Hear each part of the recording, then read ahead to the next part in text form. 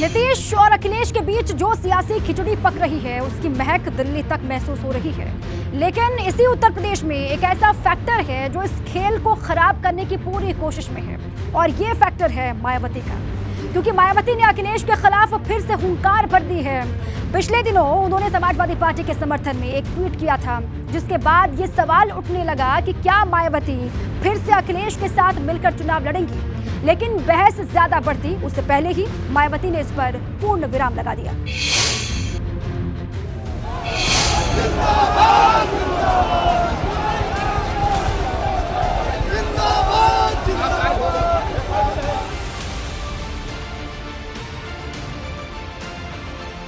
विधानसभा सत्र के पहले दिन जब समाजवादी पार्टी मुद्दों को लेकर सड़क पर उतरी तो पुलिस प्रशासन ने अनुमति न देने का हवाला देकर उस पैदल मार्च को रोक दिया था।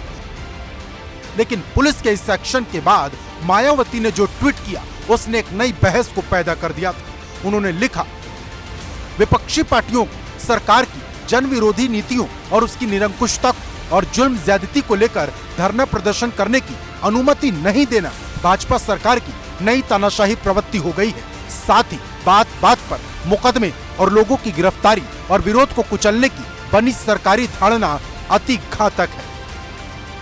बात आगे बढ़ती, अनुमानों का दायरा बढ़ता, सियासी जंग तेज होती, लेकिन एक दिन बाद ही मायावती ने नया ट्वीट कर सबको चौंका दिया। उन्होंने न सिर्फ सपा पर हमला किया बल्कि उसे लाचार और कमजोर भी बता दिया। उन्होंने लिखा, भाजपा की घोर जातिवादी, सांप्रदायिक और जनहित विरोधी नीतियों के खिलाफ उत्तर प्रदेश की सेकुलर शक्तियों ने सपा को वोट देकर यहां प्रमुख विपक्षी पार्टी तो बना दिया, लेकिन ये पार्टी भाजपा को कड़ी टक्कर देने में विफल साबित होती हुई साफ दिख रही है। क्यों? मायावती जी ने ट्वीट भी किया और कहा कि लोकतंत्र की हत्या हो रही है और विपक्ष को आवाज़ नहीं उठाने दी जा रही है। तो लेकिन साथ ही साथ उनके अभी और भी रीसेंट ट्वीट्स आए हैं, तो मुझे लगता है कि अभी वो इनडिसिसिव हैं कि वो क्या करना चाहती हैं। मायावती की तरफ से 2 दिन में 2 अलग अलग दिशाओं वाले ट्वीट आए। पहले ट्वीट में उन्होंने सपा का समर्थन किया तो अगले ही दिन उन्होंने सपा को कमजोर और लाचार बता दिया, और मायावती के अटैक के बाद सपा ने फिर से उन्हें भाजपा की बी टीम बताना शुरू कर दिया। वो तो बी टीम है ही है, भारतीय जनता पार्टी की बी टीम में। आप देख सकते हो कि कितने मुद्दे आए, उन्होंने हमेशा भारतीय जनता पार्टी का समर्थन करने का काम।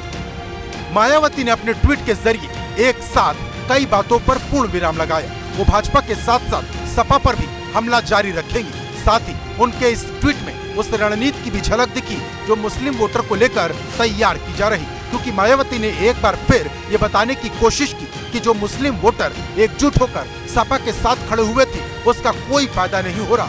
मायावती ने सपा को कमजोर बताया है। मायावती को इस समय समझ में नहीं आ रहा है कि वो किस तरीके की राजनीति करें, दलित राजनीति करे, सामान्य राजनीति करे, या पहले वो जो करते थे ये पामर शंख बजाएगा हाथी बढ़ता जाएगा, उस तरीके की राजनीति वो समझ नहीं पा रही कि किस तरह की राजनीति वो करें। उनके कार्यकर्ता भी उनको डाउट करते हैं, उनके कार्यकर्ता भी अब मायावती में वो उस तरीके से भरोसा नहीं करते जैसे पहले किया करते थे।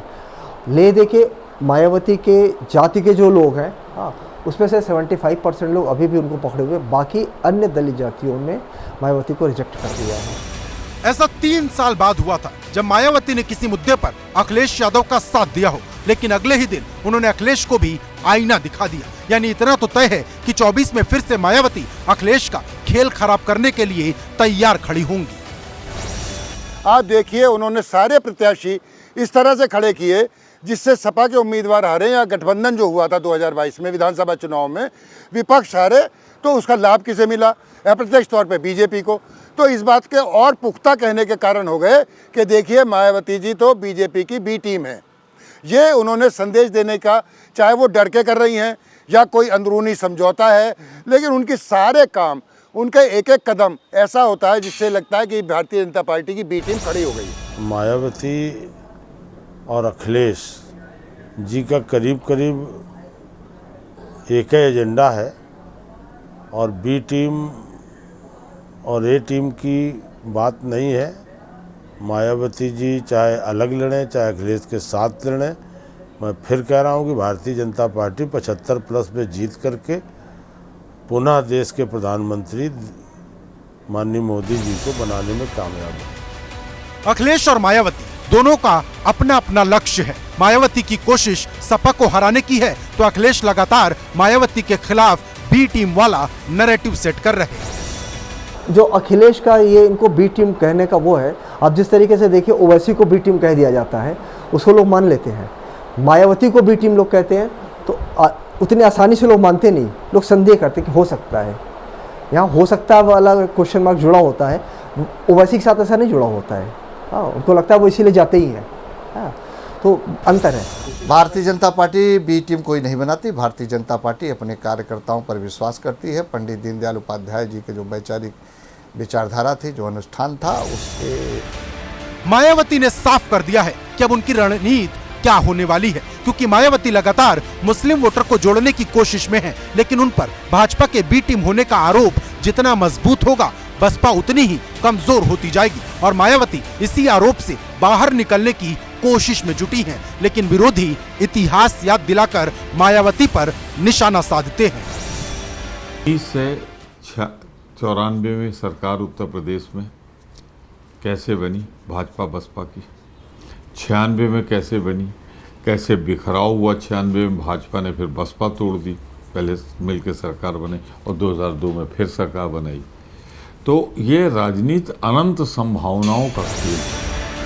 माना जा रहा था कि सपा और बसपा के रिश्तों में जमी बर्फ पिघलने लगी है, लेकिन ऐसा हुआ नहीं, क्योंकि मायावती तो उस नैरेटिव को तोड़ने में लगी हैं जो उनके खिलाफ बनती जा रही। पहले दलित वोट बैंक का एक बड़ा हिस्सा उनसे छिटका और अब बाकी बचे हिस्से पर भी खतरे के बादल मंडरा रहे हैं, क्योंकि अखिलेश ने ऐसे आरोप लगा दिए हैं जो बसपा के भविष्य पर बड़ा असर पैदा कर सकते हैं।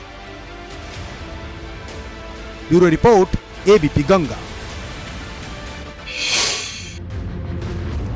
ऐसा नहीं है कि बसपा को अपने भविष्य की चिंता नहीं है, ये चिंता ही थी कि 2019 में मायावती ने अखिलेश से गठबंधन कर लिया था, क्योंकि उन्हें भी पता है कि अगर अकेले वो मैदान में उतरती हैं तो नतीजा 2014 जैसा आ सकता है, जब उन्हें एक भी सीट नहीं मिली थी। और यही वजह है कि वो लगातार मुस्लिम वोट बैंक के मोर्चे पर सपा को झटका देने की कोशिश कर रही, ताकि सपा को भी उनकी ताकत का एहसास होता रहे।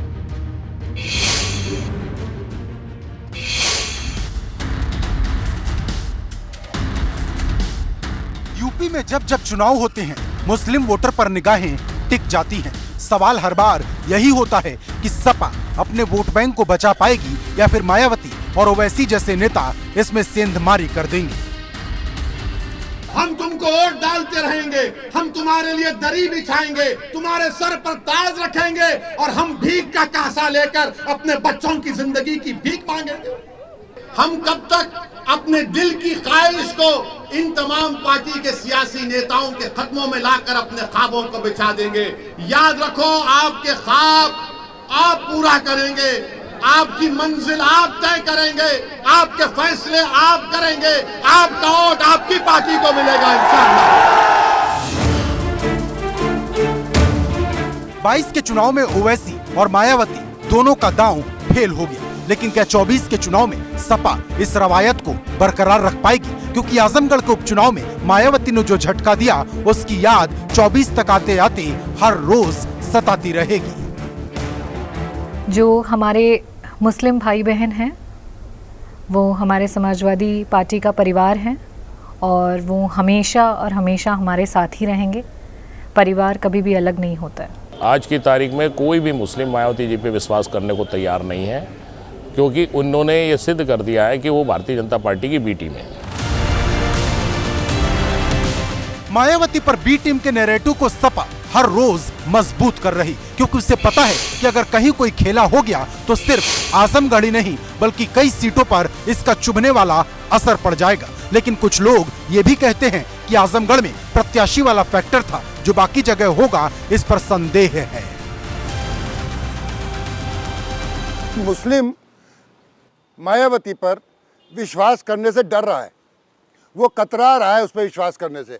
उन्हें लगता है कि अगर हमने मायावती जी को या बसपा को वोट दिया तो अंततः हम किसी न किसी तरह बीजेपी की मदद कर रहे हैं, और अगर वो जीत भी गई तो ना जाने कब अपना पाला बदल के बीजेपी के पाले में चली जाएं। तो मुझे लगता है कि मुस्लिम अभी मायावती की तरफ आसानी से जाने वाला नहीं है। सिर्फ आजमगढ़ ही नहीं, मुस्लिम वोट बैंक के मुद्दे पर सपा को चुभने वाली एक खबर रामपुर से भी मिली थी, जिसे फतेह करने के बाद भाजपा के हौसले 80 सीटों तक बुलंद हो गए हैं। उसमें आपने नतीजा देखा, भारतीय जनता पार्टी को उस सीट पर सफलता मिली। तमाम ऐसे मुद्दे हैं जो उन मुद्दे पे 3 तलाक के मुद्दे को जो मोदी जी ने हल किया, तो आज बहुत सारी जो अभी तक हवा दिखा रहे थे कि भाजपा के खिलाफ, अब ऐसा कुछ है नहीं। मुसलमान समझदार है। मुस्लिम मोर्चे पर सबकी अपनी अपनी राजनीति है। विपक्षी नेता सत्ता पक्ष की नीयत पर सवाल उठाते हैं तो सरकार मुस्लिम महिलाओं का दिल जीतने की कोशिश आज भी करती है। आपने देखा होगा कि 3 तलाक के मामले में भारतीय जनता पार्टी के साथ सरकार ने मुस्लिम महिलाओं को न्याय दिलाया है।